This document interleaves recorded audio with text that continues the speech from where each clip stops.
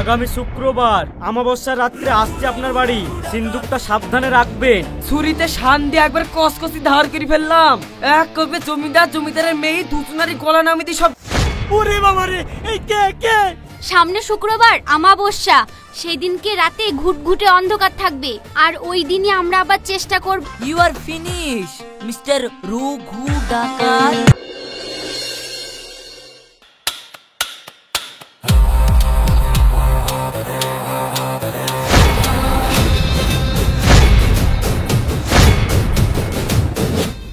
দেখলি রঘু, দেখলি? বলেছিলাম তোকে এই সাপের বাচ্চাকে বিশ্বাস করিসনি। আজকে দেখ কেমন প্ল্যান করে আমাদেরকে ডেকে আসলো। তুই নিজেই মাথায় বন্দুক ধরে দাঁড়িয়ে আছে। তোর জন্য আজকে আমরা এখানে ধরা পড়লাম।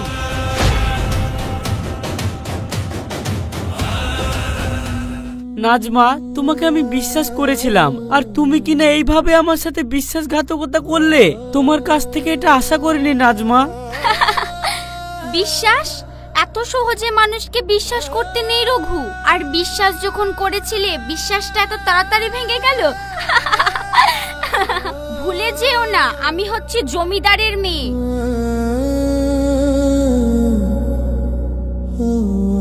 তুমি যে আমাকে কথা দিয়েছিলে নাজমা, তুমি আমার পাশে থাকবে, কিন্তু শেষকালে তুমি আমার সঙ্গে বিশ্বাসঘাতকতা করলে। এত কথা কি বলছিস? বিশ্বাসঘাতকতা যেহেতু করিছে, তাহলে ও খেলেই মরবো। মার না শুভ, দাঁড়া। ভুলে যেও না, আমি জমিদারের মেয়ে। কথা দিলে কথা রাখি। আমার আব্বা খারাপ হতে পারে, কিন্তু আমি না।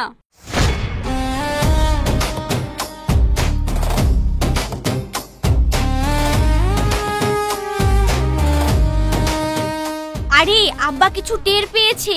আমি আব্বার গলার আওয়াজ পেলাম। আব্বা এইদিকেই আসছে, তাই আমি তাড়াহুড়ো করে তোমাদেরকে সাহায্য করতে এলাম। পালাও তোমরা এক্ষুনি। আজকে আমাদের উদ্দেশ্য সফল হবে না। টাকা পয়সা কিছু নিয়ে যেতে হবে না। কিছু না নিয়ে তোমরা পেছনের দরজা দিয়ে পালাও। ওই যে দরজা, ওই দরজা দিয়ে পালাও। আমি টাকা পয়সা গুছিয়ে আবার ওখানেই রেখে আসছি। তার মানে নাজমা তুমি? আরে রঘু, এখন কথা বাড়িও না, সময় নেই। তোমার সঙ্গে আমি রাতে দেখা করে সব কথা বলবো। তুমি তাড়াতাড়ি এই দিক দিয়ে পালাও, আর আমার উপরে ভরসা রাখো। যাও, পালাও পালাও।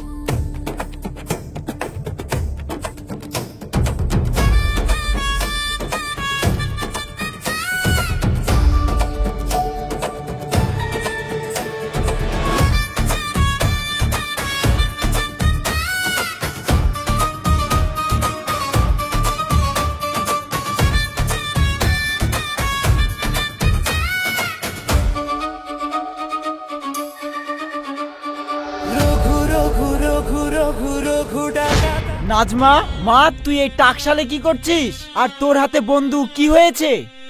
আসলে আব্বা, আমি কিছুর একটা শব্দ পেলাম, তাই পেয়ে দেখতেলাম সবকিছু ঠিকঠাক আছে নাকি। এসে দেখি ঘরে বড় বড় ইঁদুর, তাই বন্দুক দিয়ে তাড়াচ্ছিলাম। আরে এই বন্দুক দিয়ে ইঁদুর তাড়াচ্ছিস? তুই না একটা পাগলি মেয়ে থেকে গেলি। আব্বা, আমি জমিদারের মেয়ে, সেটা ভুলে যেও না।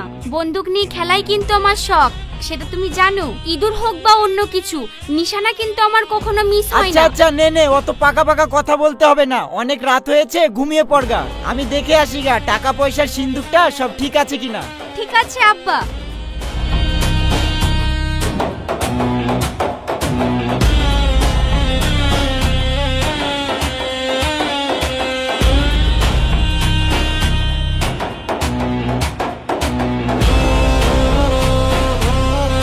না, সব ঠিক আছে। বাবা, ভয় পেয়ে গেছিলাম। হ্যাঁ রঘু, দেখ তোর নাকের ডগা দিয়ে গরিবের কাছ থেকে খাজনা আদায় করি, জুলুমবাজি করে চলে আসলাম। তুই আমার কিচ্ছু করতে পারলি না।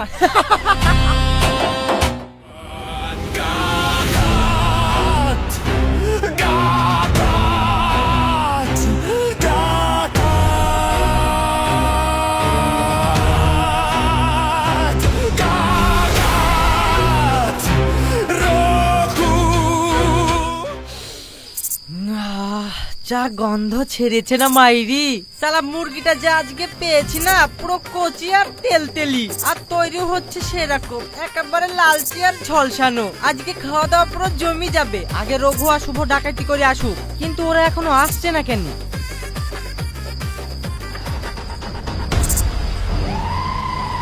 এই কে পেছনে আছে মনে হয়েছে? কে? কাউকে তো দেখছি উনি। ওই আমার হয়তো ভুল ধারণা হবে। উস্তাদ কি হয়েছে আপনার, এত হাঁপাচ্ছেন কেন? আর জমিদার বাড়িতে ডাকাতি করে মালপত্র আনবেন বললেন, সেইগুলো এবার কোথায়? খালি হাতে যে আপনারা? না রে, আজকে আমাদের লক্ষ্যটা পূরণ হয়নি। হবে কি করি, মেয়ে ছেলের কথা শুনি চললে এরকমই হয়। শালা টাকা পয়সা গয়না গাটি সব আমার হাতের মুঠোয় ছিল, কিন্তু একটাও লেসতে পারলাম না। ওই মেয়ে এসে কপালে বন্দুক ধরে দাঁড়িয়ে পড়লো। শালা তখন যা মনে হয়েছিল না, মনে হয়েছিল গুলি করে খুলে উড়ি দি। শুভ, তুই ভুল ভাবছিস। দেখলিনি বিপদ আসতি নাজমা কেমন বন্দুক ধরে আমাদেরকে ইশারা করলো আর আমাদেরকে বাইরে বের করে দিল। ও না থাকলে আজকে আমরা জমিদারের হাতে ধরা পড়ে যেতাম। হ্যাঁ সে তো বুঝলাম, তোমার মনে ওর জন্য প্যার মহব্বত সব জায়গায় উঠিছে, কিন্তু ভুলে যাসনি এটাও তোর নতুন চাল হতে পারে। কে জানে ওর মনের ভিতর কি আছে। তুই ওকে অন্ধের মতন বিশ্বাস করে ভুল করছিস রঘু। তোকে আমি আবার বলছি, তুই শুধরে যা। আরে ও তো চিন্তা করিস না তো শুভ, ওইসব বাদ দে। এখন চিন্তা কর আমাদের পরের প্ল্যান কি হবে। জমিদারের বাড়ি থেকে টাকাটা আনতেই হবে। আমি আবার কি প্ল্যান করব? তোর প্ল্যান করার জন্য তো আছে ওই কালো পরি, সারা দিন রাত পুরখা পরে এদিক ওদিক ঘুরে বেড়াই, ওই প্ল্যান দিবে। শোন, আমি কিছু বলতে পারবো না, এটা আমি চললাম। আরে শুভ, রাগ করিস নি, আমার কথাটা তো শোন।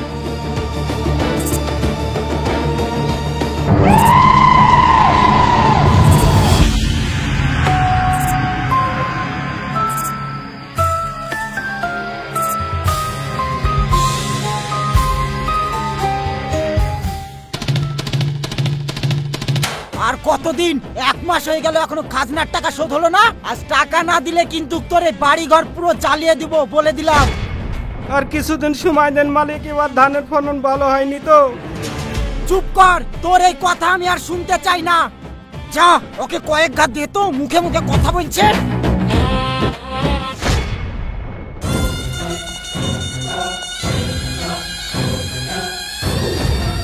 কি জমিদার মশাই, গরিব মানুষের উপর অত্যাচার করছেন?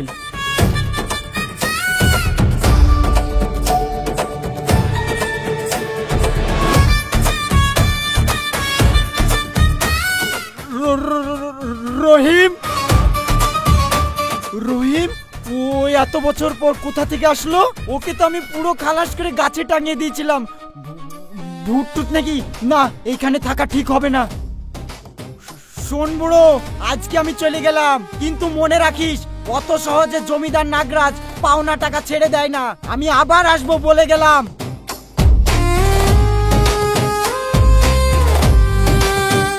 তুমি কে বাপ?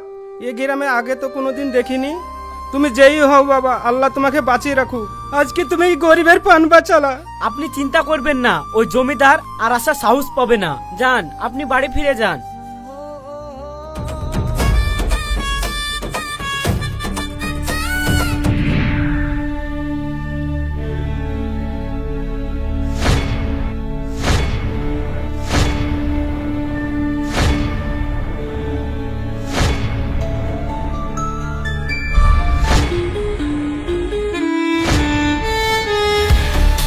তাহলে আমি কাকে দেখলাম?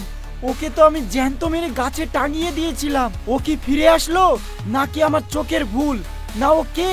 সেই চোখ, সেই মুখ, সেই কথা বলার ভঙ্গি। না না, রহিম ফিরে আসতে পারে না। তাহলে কি রহিমের? ওরে বাবারে, ভয় তো লাগছে।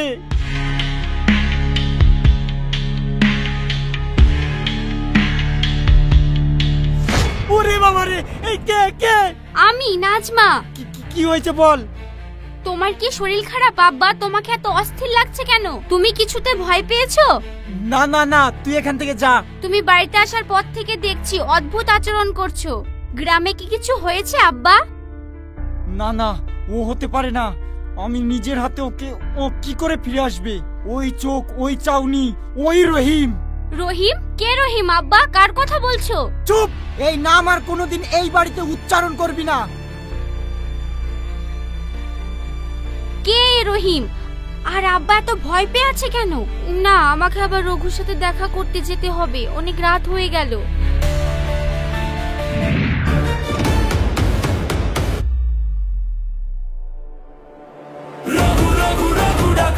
আর কতক্ষণ দেখুন নাজমা, এখনো সে এসে পৌঁছলো না। ও খবর না নিয়ে আসলে কি করে এগোবো? কিরে রঘু, তখন থেকে পাইচারি করে বেড়াচ্ছিস? আমাদের মশাল রেডি করা হয়ে গেল। ছুরিতে শান দিয়ে একবার কসকসি ধার করে ফেললাম। এক করবে জমিদারের মেয়ে দুজনারই গলা নামিয়ে দিয়ে সব লুটপাট করে নিয়ে চলে আসবো। তাড়াতাড়ি চ। তোকে আগেই বলেছি শুভ, সময়ের আগেই বা পরে কোনো কাজ করা কিন্তু ঠিক না। নাজমা যতক্ষণ না আসছে আমরা এক ধাপ এগোবো না। আমার আসতে একটু দেরি হয়ে গেল রঘু, তোমরা কি কিছু ঠিক করলে? না নাজমা, তোমার খবরের অপেক্ষাতেই আমরা বসে আছি। কিন্তু তোমার এত দেরি হলো কেন? সব ঠিক আছে তো? রঘু, আমরা কি সবার সামনেই কথা বলবো? না না, একদমই না।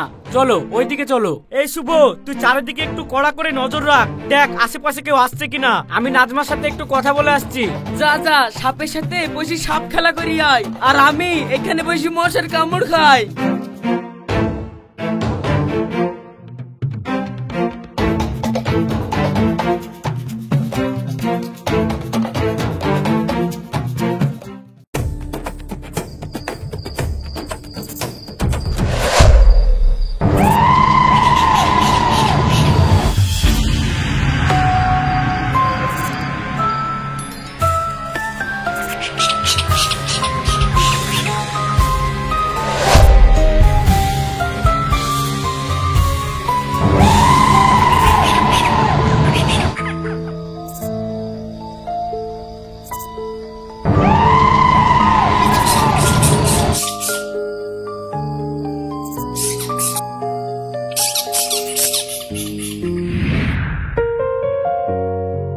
নাজমা, তোমার আসতে এত দেরি হলো কেন?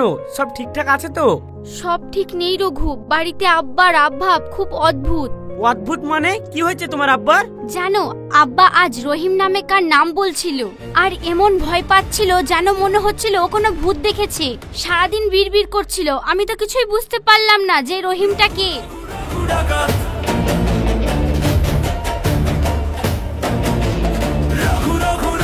তা তো জানি না নাজমা, রহিম নামের কাউকে তো আমি চিনি না।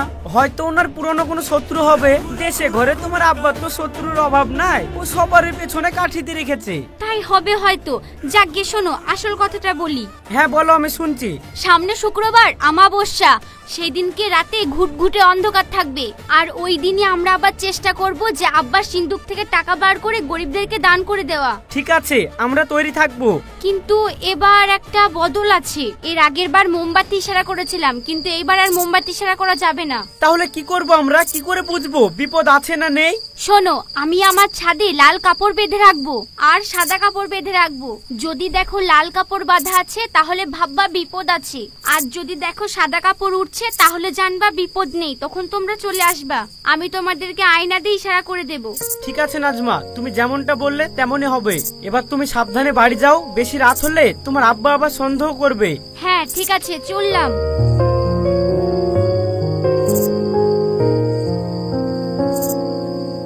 সাবধানে থেকো। তুমিও সাবধানে থেকো।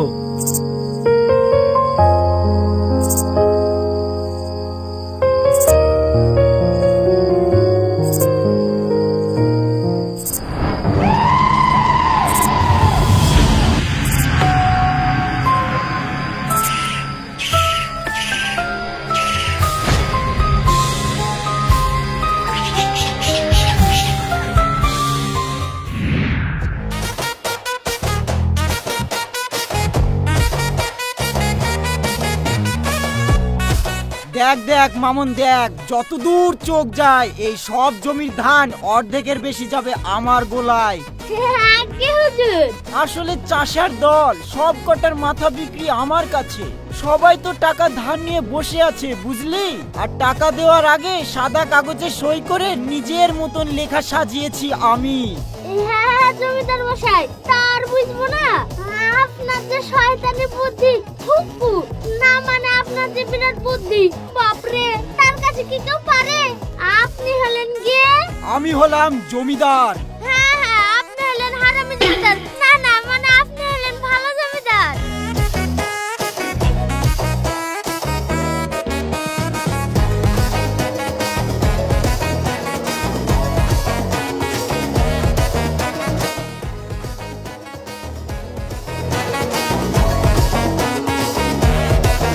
জমিদার জমিদার মশাই, আগামী শুক্রবার অমাবস্যার রাত্রে আসছে আপনার বাড়ি।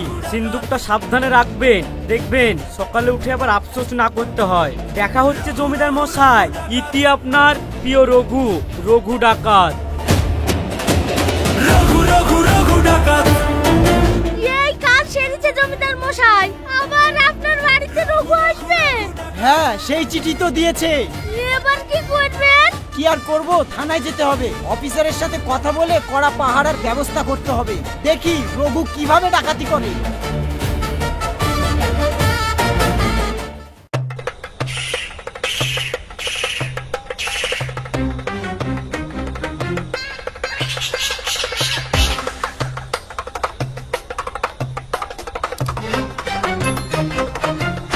রঘু সাবধানে চল, আমার কিন্তু ওই মেয়েটাকে ঠিক বিশ্বাস হচ্ছে না। আবার বলছি সাবধানে, এর আগেরকার মতন ফেস ডিজাইনে না যায়।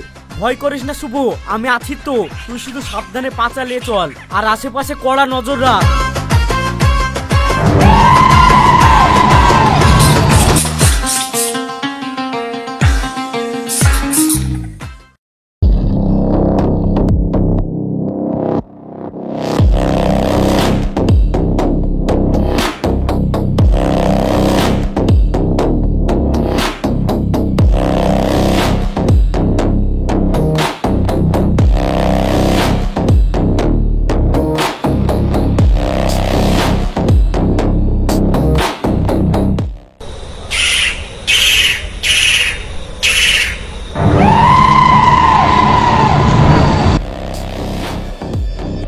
শুভ, পাঁচালি আয়, কি করছিস?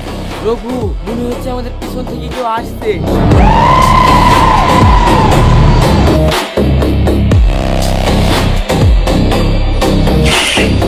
শুভ, তুই ভুল করছিস, আশেপাশে কেউ নাই। তুই তাড়াতাড়ি পাঁচালে চল।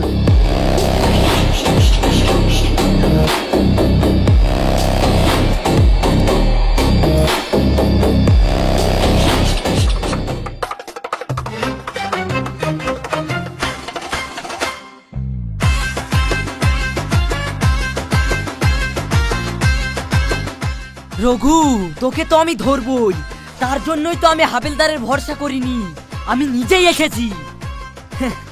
জমিদারের বাড়ির সামনেই তো পাহারা বসিয়েছি। তুই নাকি জমিদারের বাড়িতে লুট করতে যাবি, তা যাবি কোন রাস্তা দিয়ে? তোকে তো বেরোতে হবে এই রাস্তা দিয়ে। দেখ, কাউকে ভরসা করিনি, আমি নিজেই এসে দাঁড়িয়ে আছি। বেরোতে যাবি আর আমি তোকে ধরবো।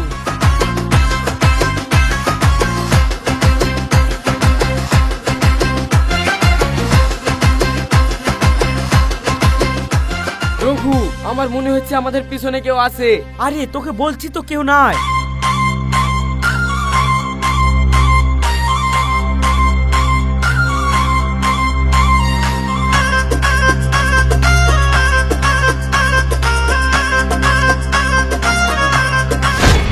ওয়েলকাম মিস্টার রঘু, রঘু ডাকাত। তোমার আসতে কোনো অসুবিধা হয়নি তো বাছাধন? তোমার অপেক্ষাতেই তো আমি এখানে ছিলাম। তোমার এই লুকোচুরি খেলা আমার আর ভালো লাগছিল না রঘু। তোমার এই গরিবের বন্ধু আর বড় লোকের শত্রু, এই খেলা শেষ করতে আমি চলে এসেছি। You are finish mister Raghu ডাকাত।